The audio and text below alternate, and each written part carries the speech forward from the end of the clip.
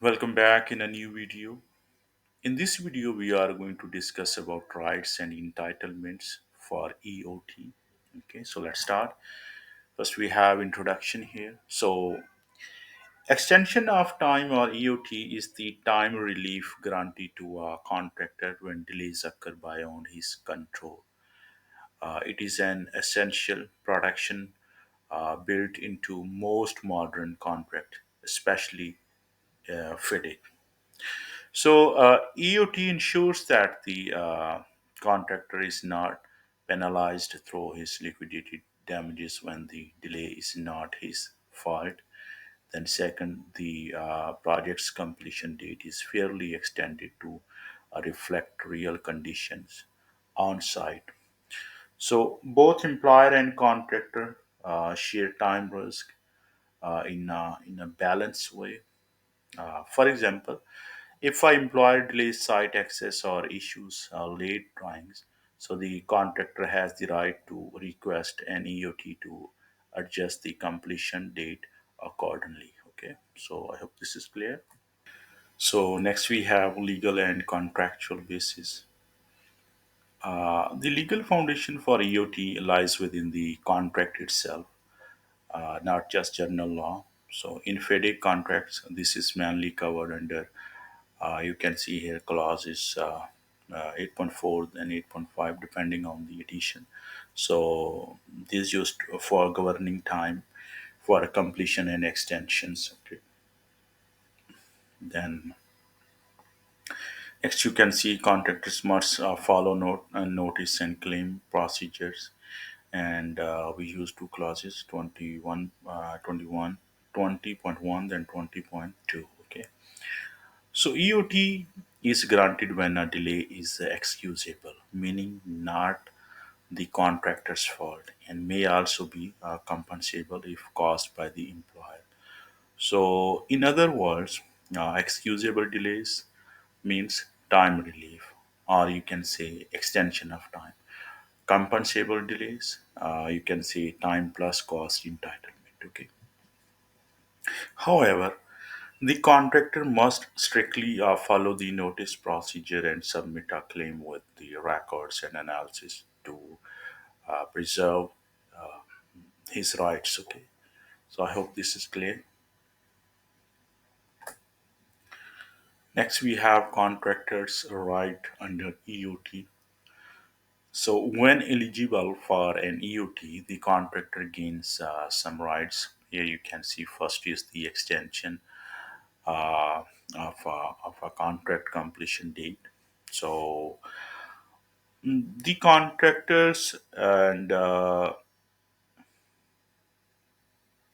actually the project's official completion date is will be revised. Okay, and this protects the contractor from any delay, damage, or penalties. Okay. Second, we have right to associate cost when delay is employer cost. Okay. So, if the employer causes the delay, the contractor may claim site overheads, for example, site office, supervision, then equipment, then additional manpower or resources cost. Third, we have fair and reasonable adjustment. So, the updated schedule reflects realistic completion dates using tools like Primavera P6. Okay. Last, we have preservation of claims. So, the contractor may also submit additional cost claims if the delay impacts productivity or resource utilization. So these rights ensure that the contractor is treated fairly and that the project schedule represents the real situation on site. Next, we have employers' obligations. So under FIDIC, the employer and engineer have clear duties in EOT administration. Assess the contractor's claim fairly. Here you can see first one is the actually it is based on the facts, not on assumptions. Okay. Second, grant justified extension within a reasonable time. Once You can say the substantiated. Okay, so third we have preventive wrongful imposition of the penalties. So avoid wrongful application of liquidated damages if the contractor is entitled to EOT. So last we have provide timely response to notice and claims. Actually, it is very important to provide the timely response and notice response to notice and claims to maintain the fairness and transparency. Okay, if the employer causes the delay and does not grant EOT, so it can result in disputes, a cost escalation, or even legal challenges. Okay, so next we have common grounds for EOT entitlement. So typical causes that justify EOT includes here you can see the late drawings or approval by employer or engineer. So second we have variation order changing scope. So next we have the site access delays. Then we have force measures events.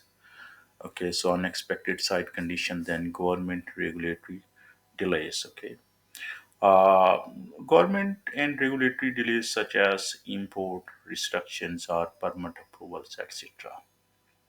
Okay, so each cause must be supported with the evidence and time impact analysis to demonstrate its effect on the project's critical path. Next, we have entitlement to cost.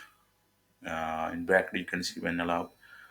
So, not all delays grant cost entitlement. Only those caused by the employer do. So, under FedEx, you can see here we have direct cost, labor, plant, and equipment, and then prolongation cost, extended site management overhead, etc., and financing cost if cash flow affected due to the employer's delay. Okay. Actually, under FedEx, employer cost delays we can have EOT and cost entitlement, then neutral delays for like force measures. In that case, we will have EOT only, not the cost. Then contractor cost delays, we no EOT and no cost will be available. Okay, so if I employer delays approval of shop drawings for 30 days, the contractor can claim both EOT and site overhead cost for that period. Okay, so I hope this is clear. Next, we have importance of timely notice. So one of the most critical requirements in FedEx is timely notice. As per subclause 20.1, here I have mentioned, here you can see 20.1, uh, the contractor must, you can say, give early written notice, typically within 28 days of becoming aware of the delay, and it should be clearly describe the event of cause of delay, then expected time impact, then supporting evidence or records. If notice is not given on time, the contractor lost the right to claim both time and cost. So, timely notice is not just a formality; it is a contractual requirements that you can say preserve your rights. Okay, so I hope this is clear. So next we have engineer's role. So the engineer plays a central role in managing and certifying EOT claims.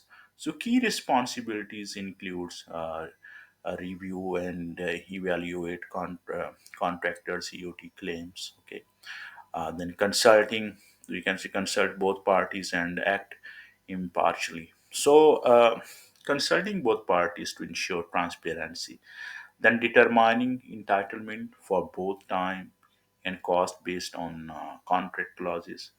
Then last, issuing an updated completion date reflecting the approved EOT. Okay.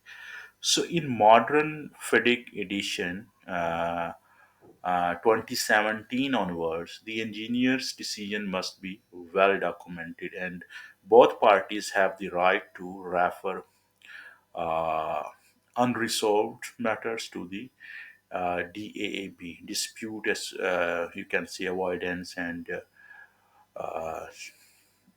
avoidance board. Okay, so I hope this is clear. Next, we have the risk if EOT is not claimed. So, if the contractor fails to claim EOT properly, so there can be some risks arises. Okay, so here you can see contractor may face liquidated damage for the late completion. So employer may impose delay penalties, then loss of cost entitlement. So without claim submission, compensation cannot be recovered. Then next we have the cash flow problems. So prolonged cost without recovery affect financial stability. Then last we have legal disputes and arbitration. So unclaimed rights can turn into expensive disputes later.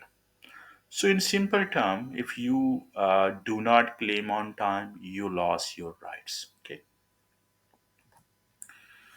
So after that, we have best practices for securing EOT rights. So to effectively secure EOT entitlement, contractors should maintain accurate project records. I mean, daily logs, weather reports, etc. Then second, submit early notice and detailed claims. So submit early notice and follow up with the detailed claims, including analysis. So then keep updated project schedule in Primavera P6 baseline versus current. Then communicate openly and professionally with the employer and engineers. Then use recognized methodologies for delay analysis, for example time impact analysis, etc. Okay, so these best practices not only protect your rights but also demonstrate professionalism and transparency. Okay, because finally we have here the conclusion. So now let's conclude. So EOT protects the contractor from unfair penalties when delays are beyond his control. So the entitlement depends on the delay costs and the you can say contract procedures followed. Okay, so timely notice, strong documentation, and schedule analysis are essential to justify EOT. So, in short, the more accurate your records and proactive your communication, then you can say the stronger your EOT claim will be. Okay. So, I hope everything is clear. So, thank you so much for watching this video. See you in the next video.